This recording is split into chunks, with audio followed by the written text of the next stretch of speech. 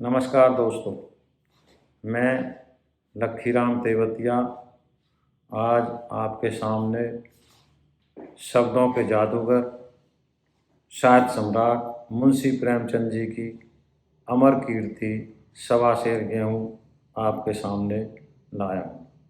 ये कहानी आपको अंदर तक झकझोर देगी। ये बहुत ही मार्मिक कहानी है और अब से लगभग 100 साल पहले मुंशी प्रेमचंद जी ने इनको लिखा था। इस कहानी को सुनने के बाद आपको उस समय के हमारे समाज और देश की जो दशा थी उसके बारे में भी आपको इसकी अच्छी तरह से समझ आएगी। तो आइए सुनिए मुंशी प्रेमचंद जी की कहानी सवा शेर गेहूँ। किसी गरीब गांव में शंकर नाम का एक कुर्मी किसान रहता था।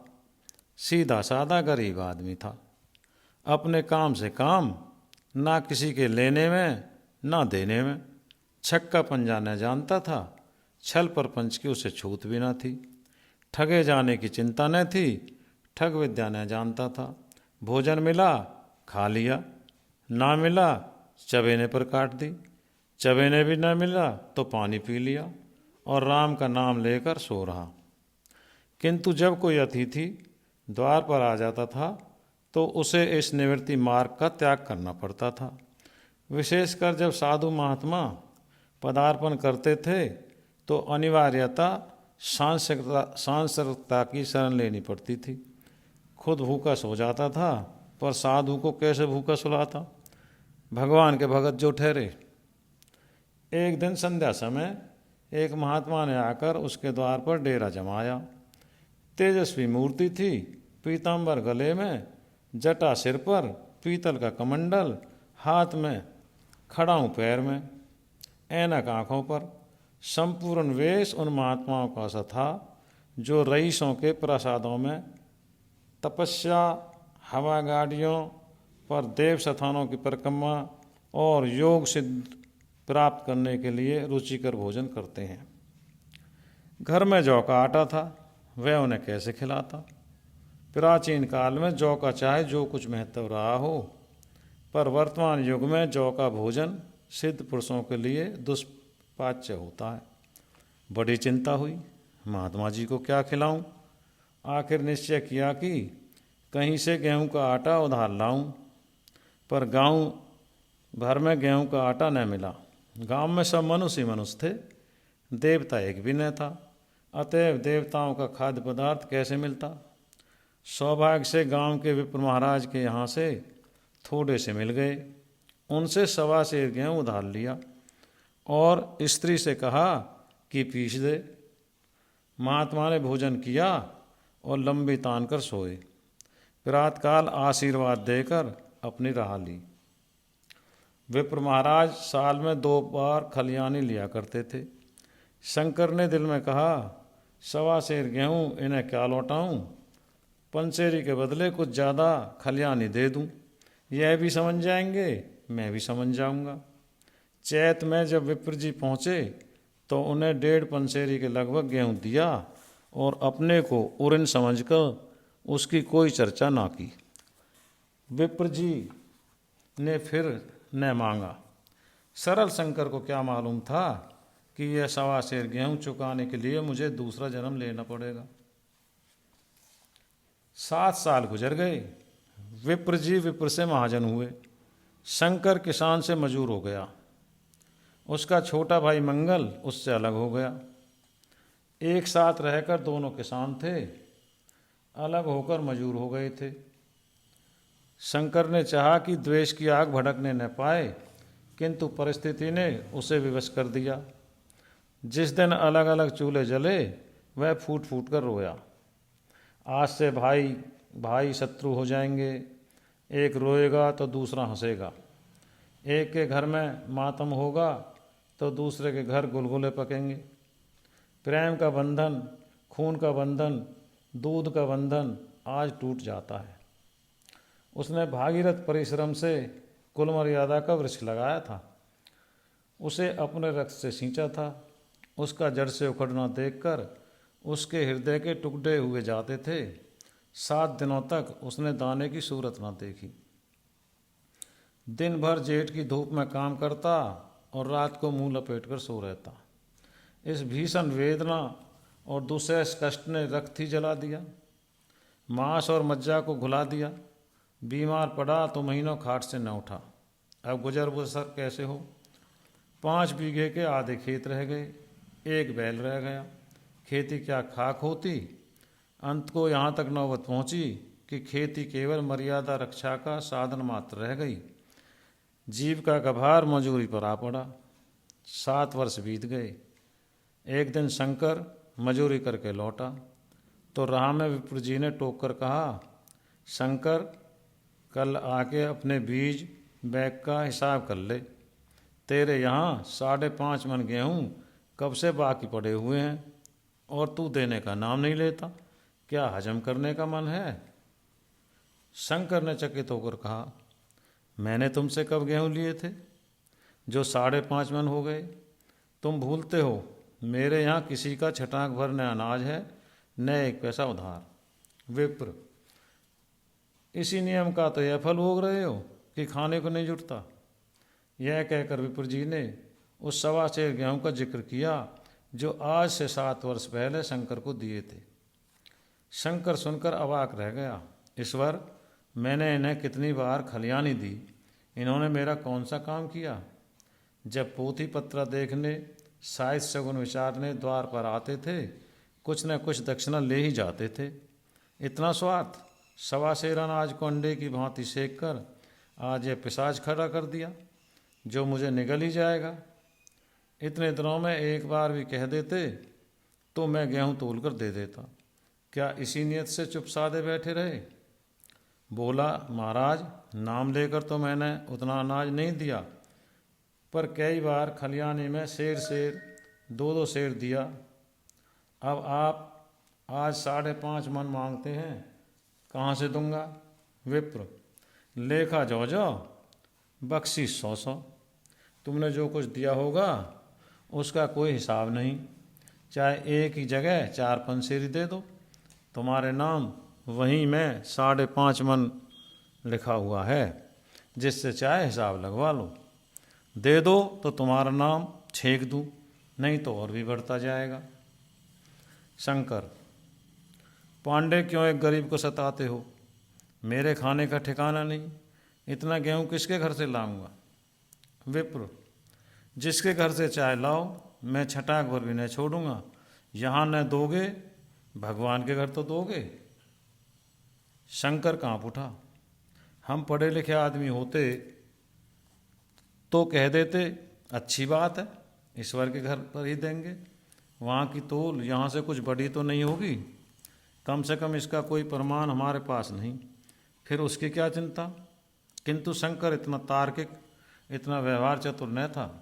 एक तो ऋण, वह भी ब्राह्मण का, बही में नाम रह गया तो सीधे नरक में जाऊंगा। इस ख्याल ही से उसे रोमांच हो गया। बोला, महाराज, तुम्हारा जितना होगा यहीं दूंगा। ईश्वर के यहाँ क्यों दूं। इस जन्म में तो ठोकर खा ही रहा हूँ, उस जन्म के लिए क्यों कांटे बोऊं। मगर यह कोई नियाब नहीं है, तुमने राई का पर्वत बना दिया। ब्राह्मण होके तुम्हें ऐसा नहीं करना चाहिए था। उसी घड़ी तगाड़ा करके ले लिया होता तो आज मेरे सिर पर इतना बड़ा बोझ क्यों पड़ता। मैं तो दूंगा, लेकिन तुम्हें भगवान के यहाँ जवाब देना पड़ेगा। विप्र, वहाँ का डर तुम्हें होगा, मुझे क्यों होने लगा।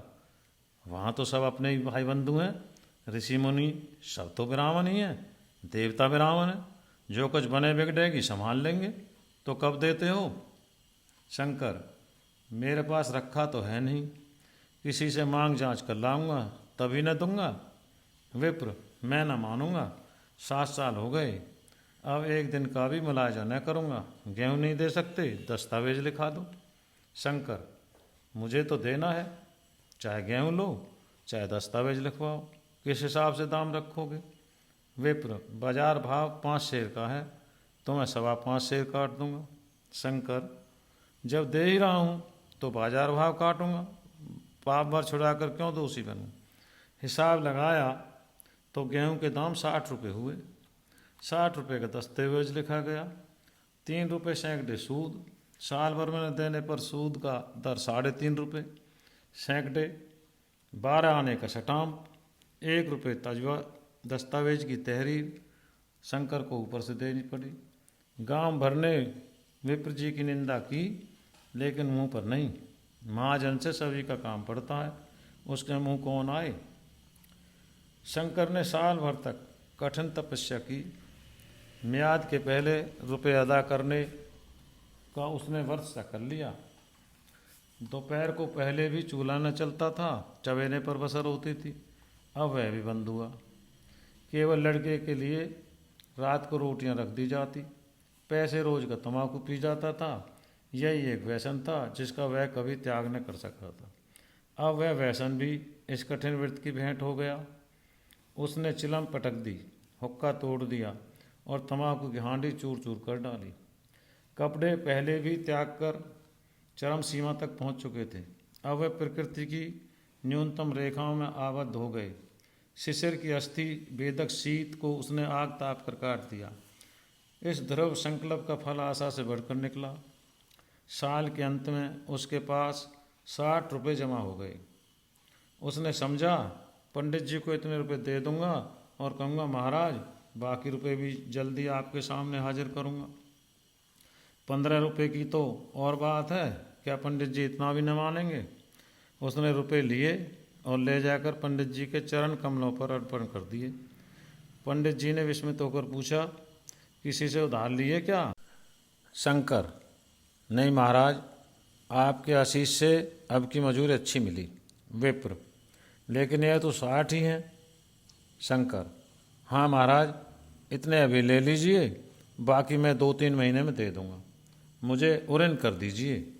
विप्र, उऋण तो तभी होगे जबकि मेरी कौड़ी कौड़ी चुका दोगे। जाकर मेरे 15 रुपये लाओ। शंकर, महाराज इतनी दया करो, अब सांझ की रोटियों का भी ठिकाना नहीं है। गांव में हूँ तो कभी दे ही दूंगा। विप्र, मैं यह रोग नहीं पालता, न बहुत बातें करना जानता हूँ। अगर मेरे पूरे रुपये नहीं मिलेंगे तो आज से 3.5 रुपये सैकड़े का ब्याज लगेगा। अपने रुपये चाहे अपने घर में रखो, चाहे मेरे यहाँ छोड़ जाओ।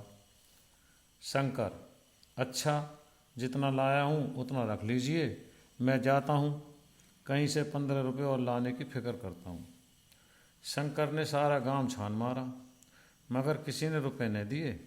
इसलिए नहीं कि उसका विश्वास न था या किसी के पास रुपये न थे, बल्कि इसलिए कि पंडित जी के शिकार को छेड़ने की किसी की हिम्मत न थी। क्रिया के पश्चात प्रतिक्रिया नैसर्गिक नियम है। शंकर साल भर तक तपस्या करने पर भी जब ऋण से मुक्त होने में सफल न हो सका तो उसका संशय निराशा के रूप में परिणत हो गया। उसने समझ लिया कि जब इतना कष्ट सहने पर भी साल भर में 60 रुपये से अधिक न जमा कर सका तो अब और कौन सा उपाय है जिसके द्वारा इससे दूने रुपये जमा हों। जब सिर पर ऋण का बोझ ही लादना है तो क्या मन भर का और क्या सवा मन का। उसका उत्साह छीन हो गया, मेहनत से घृणा हो गई। आशा उत्साह की जननी है, आशा में तेज है, बल है, जीवन है। आशा ही की संचालक शक्ति है। शंकर आशाहीन होकर उदासीन हो गया। वह जरूरतें जिनको उसने साल भर तक टाल रखा था अब द्वार पर खड़ी होने वाली भिखारिन न थी, बल्कि छाती पर सवार होने वाली पिशाचनियाँ थी जो अपनी भेंट लिए बिना जान नहीं छोड़ती। कपड़ों में चकत्तियों के लगने की भी एक सीमा होती है।